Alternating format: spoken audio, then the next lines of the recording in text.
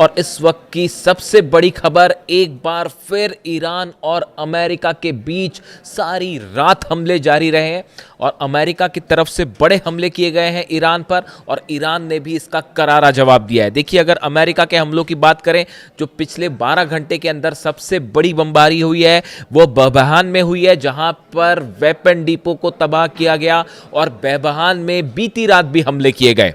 इसके अलावा खुजिस्तान जो है वो लगातार अमेरिका के फाइटर जेट्स के निशाने पर है और यहां पर बिद बुलंद रिफाइनरी है ईरान की, जिसके ऊपर हमला किया गया है। यानी ईरान की अब ऑयल रिफाइनरीज, पावर स्टेशंस, सब के सब अमेरिका के निशाने पर हैं, जिस पर लगातार हमले हो रहे हैं। माशर में हमले हुए हैं। इसके अलावा ईरान के जोखिर मिसाइल प्लांट पर B-1 बॉम्बर से हमले किए गए हैं। देखिए, ईरान के करीब बताया जा रहा है कि 17 से 18 लोकेशंस ऐसी हैं जिसमें बीती रात बमबारी की गई है और ये लगातार सिलसिला जारी है। देखिए, पहले जो हमले अमेरिका की तरफ से हो रहे थे वो हॉर्मुज के आसपास निशाना टारगेट ज़्यादा था, शायद हॉर्मुज को अलग करने की कोशिश थी, ईरान के जो ट्रांसपोर्टेशन है उसको रोकने की कोशिश थी। लेकिन अब जो है अमेरिका के हमलों के नेचर में बदलाव हुआ है और अब जो हमले हो रहे हैं वो ईरान की ऑयल रिफाइनरीज पर हो रहे हैं, इंफ्रास्ट्रक्चर पर हो रहे हैं और सबसे बड़ी बात, एटॉमिक ठिकानों पर भी हमले हो रहे हैं। बुशर पर एक बार फिर हमले हुए हैं। हमने देखा जिस तरह से पिछले कुछ दिनों के अंदर ईरान के न्यूक्लियर स्टेशंस को निशाना बनाया गया, उसके बाद ईरान की तरफ से भी ज़बरदस्त एक्शन देखने को मिल रहा है। ईरान ने एक बार फिर 4 अरब देशों पर निशाने साधे हैं। अली अल सलेम बेस पर कुवैत पर हमला किया गया है। बहरीन में शेख ईसा एयरबेस पर एक बार फिर सायरन बज रहे हैं, ईरान की तरफ से हमले हुए हैं और जॉर्डन में फिर से अमेरिका के बेस को निशाना बनाया गया है। शाहिद 136 ड्रोन से और खैबर मिसाइल से ये अटैक किए गए हैं। देखिए, लगातार ये हमले जारी हैं, लेकिन इसके बीच 2-3 खबरें ऐसी हैं जो बेहद अहम हैं और अमेरिका के लिए इसे बड़ा झटका माना जा सकता है। और सबसे बड़ी खबर यह है, बाब अल मंदेब बंद कर दिया गया है। जिस तरह से हॉर्मुज बंद है, उसी तरह से अब बाब अल मंदेब भी बंद कर दिया गया है। बाब अल मंदेब यानी वो रास्ता जो लाल सागर को अदन की खाड़ी और फिर आगे हिंद महासागर से जोड़ता है, इसे पूरी तरह से बंद कर दिया गया है। बताया जा रहा है हूती का जो नेवी विंग है उसने यहाँ एक्शन शुरू कर दिया है। सऊदी के करीब 10 जहाज ऐसे हैं जिन्हें वापस लौटा दिया गया, जो बाब अल मंदेब को पार करना चाह रहे थे, लेकिन उन्हें वापस स्वेज कैनाल की तरफ आगे बढ़ा दिया गया। देखिए, गौर करने वाली बात यह है, अगर सऊदी की बात करें, सऊदी का 70% तेल बाब अल मंदेब से होकर निकलता है और अगर दुनिया के लिहाज से बात करें तो करीब 10 से 15% गैस और LNG और तेल का जो है आयात निर्यात वो बाब अल मंदेब से होता है, जो कि अब बंद कर दिया गया है। देखिए, इसके पीछे कई सारी चीज़ें हैं। रूस के विदेश मंत्री लावरोव का बयान आया था 2 दिन पहले। उन्होंने ये कहा था कि अगर बाब अल मंदेब बंद हो जाएगा तो पूरी दुनिया में हाहाकार मच जाएगा। ये बयान था रूस के विदेश मंत्री का। लावरोव कह रहे हैं, मतलब पुतिन कह रहे हैं। माना यह जा रहा है कि ये जो बात कही थी लावरोव ने, ये पुतिन की तरफ से अमेरिका को, डोनाल्ड ट्रंप को वार्निंग थी कि अगर रूस के ऑयल ठिकानों पर हमले जारी रहे, ईरान के ऑयल फील्ड्स पर हमले जारी रहे या आगे न्यूक्लियर स्टेशंस पर हमले हुए तो बाब अल मंदेब बंद कर दिया जाएगा। और देखिए, वही हुआ अल्टीमेटली। एक भी जहाज अब बाब अल मंदेब से नहीं निकल पा रहा है, जहाज़ों पर खतरा मंडरा रहा है। हूती की तरफ से वार्निंग दे दी गई है कि खास तौर पर सऊदी का कोई जहाज यहां से नहीं निकल पाएगा। ऐसे में लाल सागर से अरब सागर जाने का जो रास्ता है जिससे जहाज निकलते हैं वो अब बंद हो चुका है। इसका नतीजा क्या होगा आप अंदाज लगा सकते हैं। हॉर्मुज बंद होने की वजह से पूरी दुनिया में हाहाकार मच गया था। ऑयल हो, गैस हो, अब बाब अल मंदेब भी बंद है। यानी 22% के करीब हॉर्मुज से जो ऑयल निकलता है वो बंद, 12 से 15% बाब अल मंदेब से निकलता है वो बंद। अगर ये कंटिन्यू हो गया कुछ दिनों तक, ये लॉकडाउन, तो आगे क्या स्थिति होगी इसका अंदाज़ आप लगाइए। यानी ये एक बड़ा दांव है जो ईरान ने, रूस ने चल दिया है, हूती ने चल दिया है अमेरिका और सऊदी के खिलाफ। इसी बीच देखिए, 2-3 अहम खबरें हैं, बेहद अहम खबर। ईरान की तरफ से एक बड़ी वार्निंग आई है, बड़ी चेतावनी आई है। ईरान ने ये ऐलान कर दिया है कि अब आने वाले दिनों में अमेरिका और इजराइल के जो कमांडर्स हैं, मिलिट्री कमांडर्स हैं, जिनके हाथ में कमान है, जो हमले के पीछे शामिल होते हैं, इनको निशाना बनाया जाएगा, इनके घरों को टारगेट किया जाएगा, नेताओं को टारगेट किया जाएगा। क्या ये धमकी नेतन्याहू के लिए है? क्या ये धमकी कार्ड्स के लिए है? क्या ये धमकी उन नेताओं के लिए है जो अमेरिका के हैं और इस पूरी जंग में शामिल हैं? देखिए, ये बहुत बड़ा ये इशारा कर रहा है इस ओर कि बड़े कोवर्ट ऑपरेशन शुरू हो सकते हैं, यानी हत्याओं का एक ऐसा दौर शुरू हो सकता है, सिलसिला शुरू हो सकता है जो शायद पूरी दुनिया को हिला कर रख दे। अगर अगले कुछ दिनों में, देखिए आज 48 घंटे ऑलमोस्ट पूरे हो गए हैं, जो जानकारी है खुफिया एजेंसीज की तरफ से, ईरान की तरफ से वार्निंग दी गई थी अमेरिका को कि 72 घंटे के अंदर हमले बंद कर दीजिए वरना ऑल आउट वॉर होगी। इसमें से 2 दिन निकल चुके हैं, 48 घंटे निकल चुके हैं, सिर्फ 24 घंटे और बचते हैं। और इस बीच ये वार्निंग आई है कि टारगेट किलिंग जो होती है, कोवर्ट ऑपरेशन जिसमें नेताओं को निशाना बनाया जाता है, ये अपने आप में बेहद बड़ा और बड़ी वार्निंग है जो ईरान की तरफ से दी गई है। इसके अलावा देखिए 2 खबरें और हैं जो पूरे मिडिल ईस्ट का समीकरण बदल के रख सकती हैं, जिसकी बहुत ज़्यादा चर्चा थी। अमेरिका और सऊदी के बीच न्यूक्लियर डील। देखिए, ये वो खबर है जिसने सबको हैरान करके रख दिया। मेरी नज़र थी इस बात पे, मैंने कल इस पे वीडियो नहीं बनाया, इस पे बात नहीं की, क्योंकि वजह ये जाननी ज़रूरी है कि आखिर अमेरिका ने आनन फानन में सऊदी के साथ ये डील क्यों की। देखिए, मोहम्मद बिन सलमान जो क्राउन प्रिंस हैं, इनका बड़े समय से ये सपना था, ऐसा कई एक्सपर्ट बताते हैं कि सऊदी जो है वो एक न्यूक्लियर पावर बने।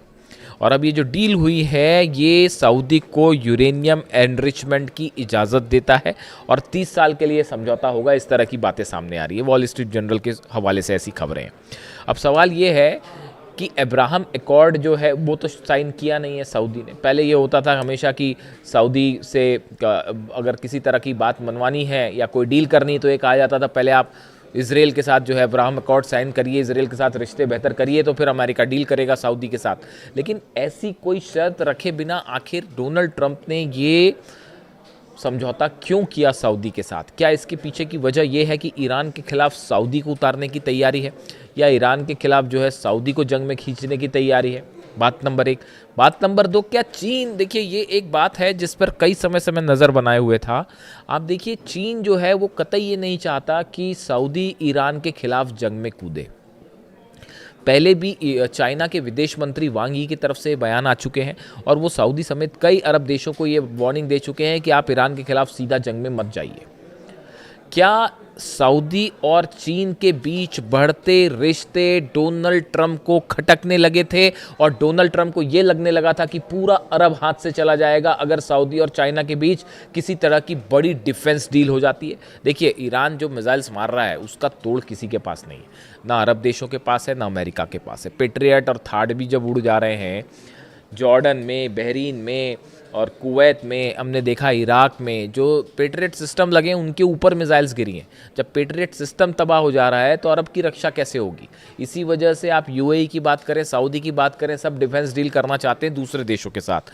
ऐसी खबरें हैं बैकडोर से कि सऊदी और चाइना के बीच में किसी तरह की डील चल रही थी पर्दे के पीछे, और शायद इसकी भनक थी ट्रंप को और अमेरिका को, और ये लगने लगा था कि अगर सऊदी की कोई बड़ी डील हो गई चाइना के साथ तो हाथ से मामला निकल जाएगा, क्योंकि चीन इस पूरे जंग का फ़ायदा उठा के अपने डिफेंस हथियार बेचने की कोशिश में लगा हुआ है। चीन की कोशिश ये है कि अरब पर किसी तरह से अपना प्रभाव जमाया जाए। क्या इसको काउंटर करने के लिए आनंद फानन में ये डील का अनाउंसमेंट किया गया है? अब्राहम एकॉर्ड गया तेल लेने, उसमें वो बोल दीजिए, तो इजराइल अलग वहाँ परेशान है कि भाई सऊदी के साथ डील हो जाएगी तो हमारा क्या होगा, वो एक अलग परेशानी चल रही है। यानी पर्दे के पीछे कुछ ऐसी खिचड़ी पक रही है जिसमें ये आपस में ही, देखिए एक बात तय, ये इसकी बड़ी वजह है, इसकी बड़ी वजह है, पहले ये माना जाता था कि अमेरिका का पूरा मिडिल ईस्ट में जो है प्रभाव है, कंट्रोल है, और ईरान ने वो प्रभाव कंट्रोल सब वो हिस्ट्री बना दी, उसको पास्ट टेंस में कर दिया, उसको वो बता दिया कि भाई ऐसा है, ना आप खुद सुरक्षित ना अरब देश सुरक्षित। तो अब ये हर अरब देश ये बात मान चुका है कि भाई अमेरिका रक्षा नहीं कर सकता, डिफेंस सिस्टम नहीं रोक सकते, तो ईरान की मिसाइल्स का मुकाबला कैसे हो, तो कुछ ना कुछ तो इंतज़ाम करना पड़ेगा। इसीलिए ये डील्स हो रही हैं। यानी जो पावर बैलेंस है वो मिडिल ईस्ट में अब हमेशा के लिए बदल चुका है। दो चार चीज़ें बड़ी साफ़ है। देखिए जो हमले हो रहे हैं अमेरिका की तरफ से B-1 बॉम्बर से जो हमले किए गए बीती रात, ये बड़ी स्ट्राइक्स हैं, इसमें कोई शक नहीं है। और ये जो B-1 हम बॉम्बर्स हैं, इस पर मैं अलग से बात करूँगा। ब्रिटेन ने ये जो इजाज़त दी है, ब्रिटेन के नए पीएम की तरफ से जो अनाउंसमेंट हुआ कि ब्रिटेन के जो बेसेस हैं उनका इस्तेमाल कर सकेगा अमेरिका, बर्नहम की तरफ से जो बात कही गई कल डिएगो गार्सिया और RF फेयरफोर्ड को लेकर, ये इस बात का मैसेज है कि अब ब्रिटेन भी ईरान के खिलाफ जो है वो आज नहीं तो देर सवेर जंग में कूदने की तैयारी में है। देखिए देर बस इतनी है कि इस समय कोई अरब देश ये हिम्मत नहीं कर पा रहे हैं कि ईरान पर हमला करें, क्योंकि बड़ा नुकसान होगा। डिफेंस स्थिति है नहीं मजबूत और ईरान की मिसाइल्स कोई रोक नहीं पा रहा।